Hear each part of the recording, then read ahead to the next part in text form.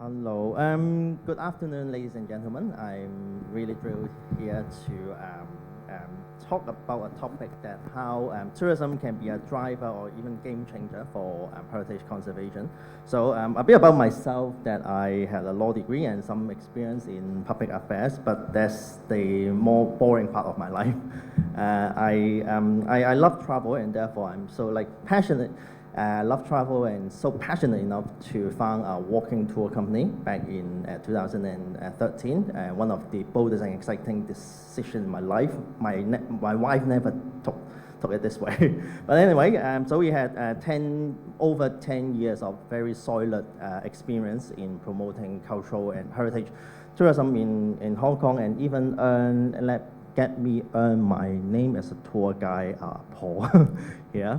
I framed the presentation by using the terms 香港無處不旅遊, like the tourism is everywhere. Tourism is everywhere in Hong Kong.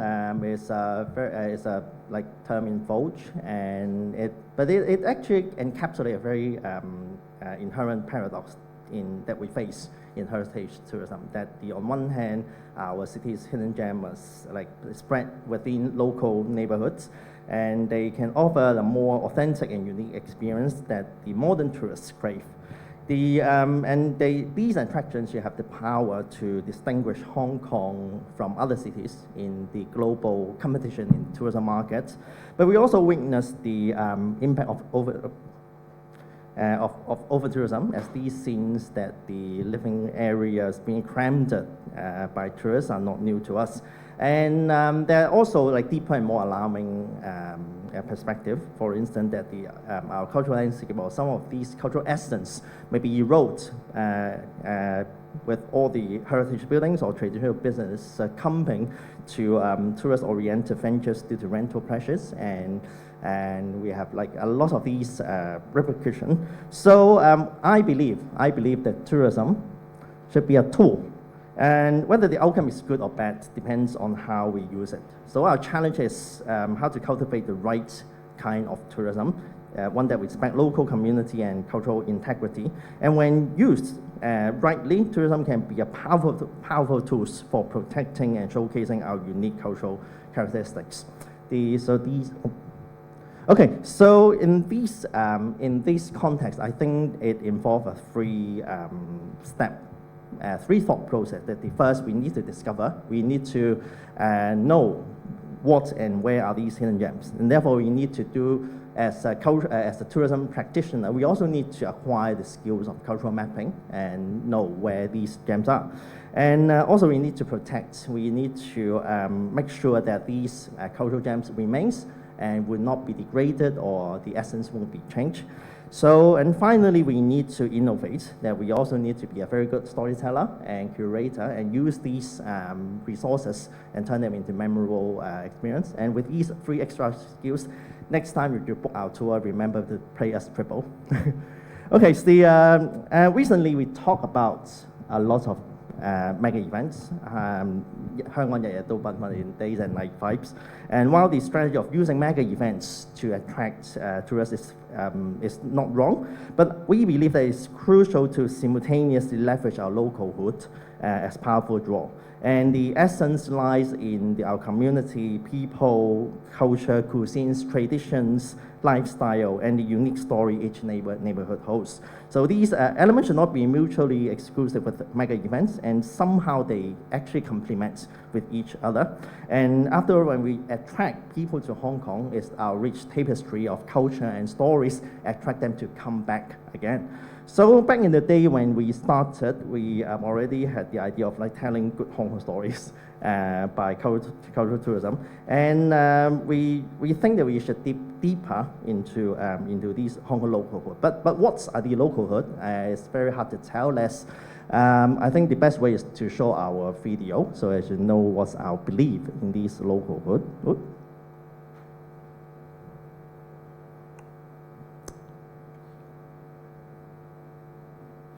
Welcome to Hong Kong. 歡迎，歡迎。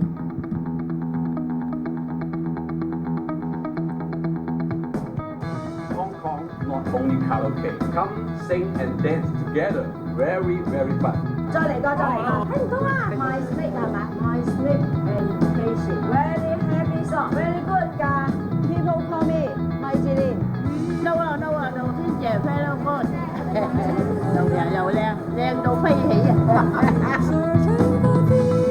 I really like every detail of the city, and I hope that you can feel the beauty of Hong Kong through my drawings.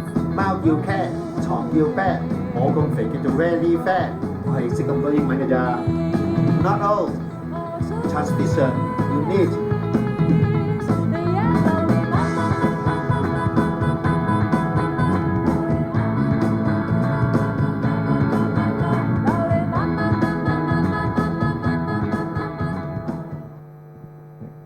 So on this note, the phrase tourism is everywhere in Hong Kong actually ring true, because these cultural gems are actually quite ubiquitous, I would say, and our role is to be a super connector to wave these hidden treasures into meaningful, immersive experience, and these approach align quite perfectly with the global shift of tourism market towards more personalized, authentic travel.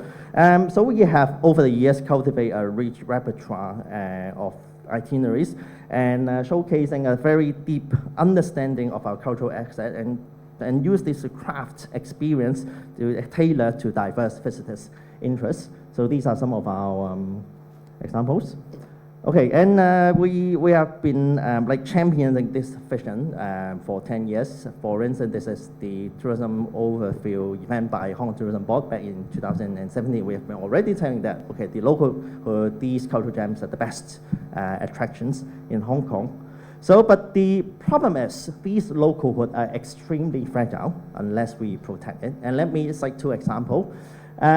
Recently, we have the movies that on the Kowloon Wall City that sparked interest in and people got the interest. Well, let's recreate some of the movie sets for tourism. But we actually allow more authentic sites of our film heritage. For instance, on the right-hand side, the Bruce Lee's former home, to vanish in our city. And about neon lights, they're once a very vibrant part of our Hong Kong cityscape, disappearing from our streets due to a very stringent safety regulation. And now many of these neon lights are relegated to museums. Okay, so as a cultural tour operator, we are often quite frustrated by the disappearance of these heritage sites because it really disrupts our business. I had a previous experience that we are forced to abandon a tour just 6 months after we launched it because two key shops are closed and the demolition of a heritage site. And it's actually quite, it's not really rare. So, and therefore, it comes to a point that rather than passively accepting these losses and changes, we somehow realized that as a tourism practitioner, maybe we have a responsibility to actively intervene and try to change the fate of these cultural assets. And we are not nostalgic here because, to put it more metaphorically, the disappearance of these heritage are actually destroying our long-term rice bowl of tourism business. So, and therefore quite awkwardly or quite surprisingly, that these lead us to become one of the heritage advocates in Hong Kong. That today we have been involved in 3 conservation campaigns in Hong Kong, 2 successful so far. The first to the State Theatre and the Exemplary Pole Surface Reservoir, and one is ongoing about the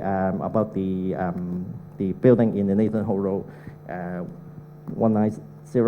So the goal is very straightforward. We want to identify and customize the best strategy for each heritage building to shift its fate from demolition to conservation.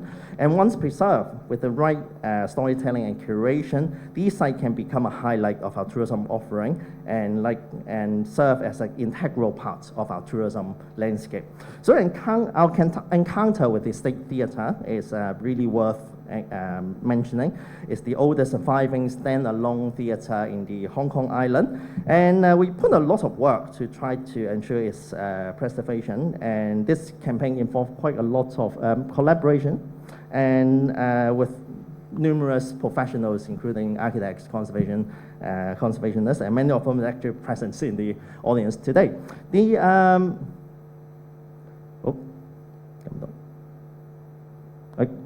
Okay, and I find myself become an unlikely spokesperson of this cause, and we employ a range of tactics to raise awareness and fight for the highest possible heritage grading. And we use infographics, we use exhibitions, and we use a lot of these quite a range of engaging videos and public tours, and we really left no stone unturned in our effort to save the theatre. Okay, and once fortunately the theatre was conserved, and we did not stop our work, and recognizing the power of storytelling, we embarked on a 5-year journey to produce a documentary about the theatre's founder, Mr. Harry Odell, and this project led us to some very some unexpected places and connection. For instance, we for instance, we discovered that the Canton pop singer Hinz Zhang was actually renting the old Odell's family's mansion in Pokfulam, and talk about the 6 degrees of separation, and it actually applies in the field of heritage conservation.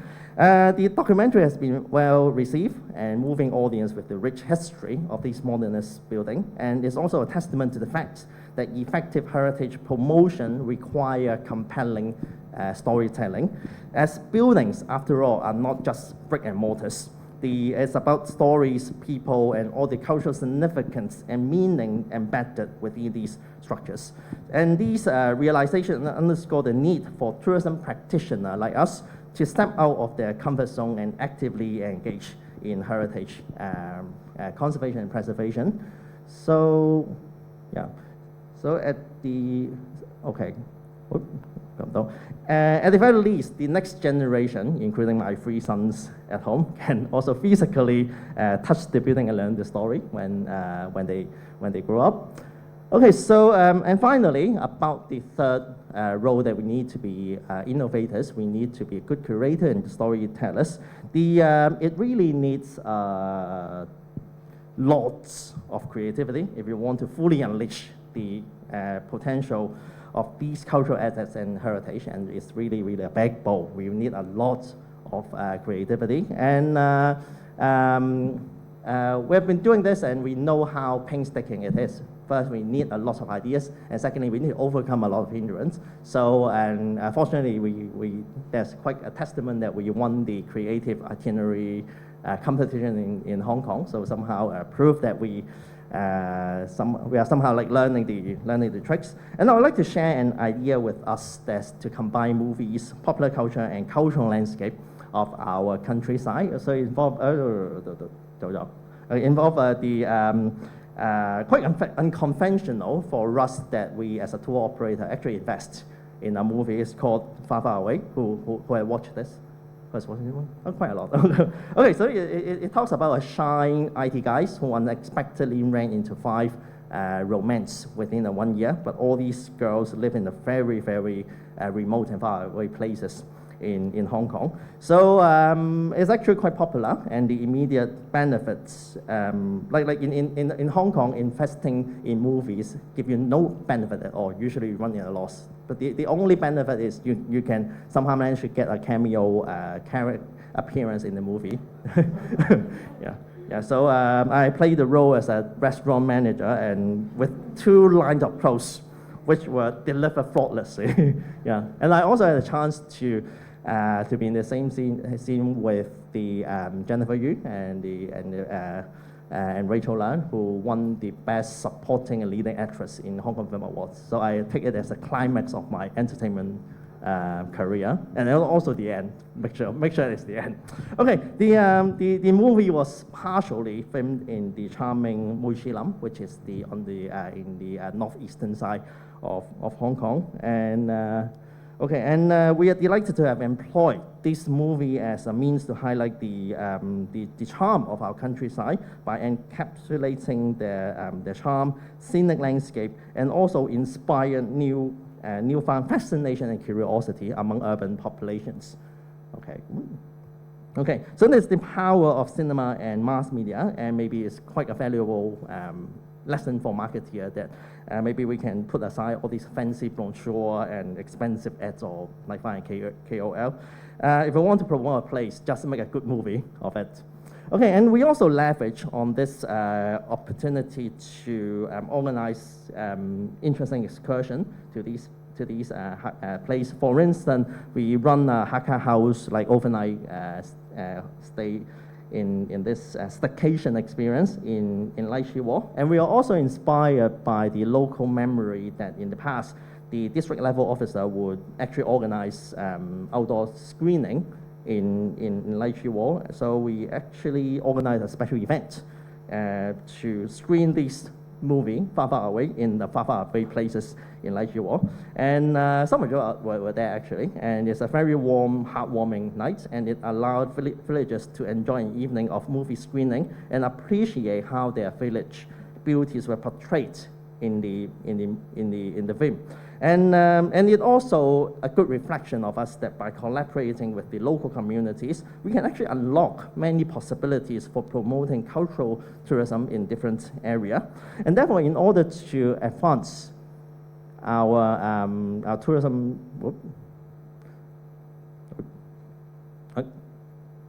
okay, and therefore, in order to advance our tourism approach to tourism, we established a tourism innovation studio last year, which served as a laboratory for experimenting and developing new ideas across Hong Kong. And our major flagship project lies in exploring the tourism innovation in our countryside in Sha Tau Kok area and those Hakka village. And we are guided by three big goals that we often say the three C's. That the first, we co-create as the means, that we need to actively engage and collaborate with the local stakeholders and establish a very respectful and more equal relations. The common interest as the basis that we design tourism activities with the well-being and long-term interests of the local community as the primary or the riding concern. And finally, continuity, that we need to be a very long-term and sustainable relationship, and therefore we need to balance local resources and economic need. We need to generate responsible revenue and also prioritize long-term planning over one-off events. And countryside as the stage, because we aim to leverage on the uniqueness of our countryside, do thorough cultural mapping, including the people, culture, geography, landscape, and local produce. And also with these innovation directions, we are actually realizing tourism is everywhere in our countryside, and with a few some of the snapshots for your to get an idea about what we have been doing in this countryside. Yeah, probably the tour that you would like to eagerly you'll be eager to join. Yeah. Okay. We are also doing another innovation project in Ma Wan Chong, which is in the Tung Chung area, with the impact of railway connection to be seen in a few years, and using the same value and approaches. Yeah, yeah. And we are we just kickstart this project. Yeah. Okay, so with this point, I'm going to need to conclude the presentation. So I'd like to share a quote by Yamasaki Ryo. I think many of you know about this phrase, that instead of attracting 1 million people to visit your island once, let's make 10,000 people aspire to visit your island 100 times. So this philosophy actually underscores our belief that tourism can be a powerful tool for heritage conservation, reinforce our identity, and with these reinforced cultural identity and assets, we can manage to attract people to come back to Hong Kong repeatedly, and foster deeper connection with our cultural assets. And we can kickstart a virtuous cycle here, and therefore tourism can be a contributing force for heritage conservation. So that's our sharing. And a final note: if you are inspired by tourism, by these activities and want and aspire a change in your career, feel free to tell us. We are in short of cultural tour guide. Okay, thank you very much. Thank you.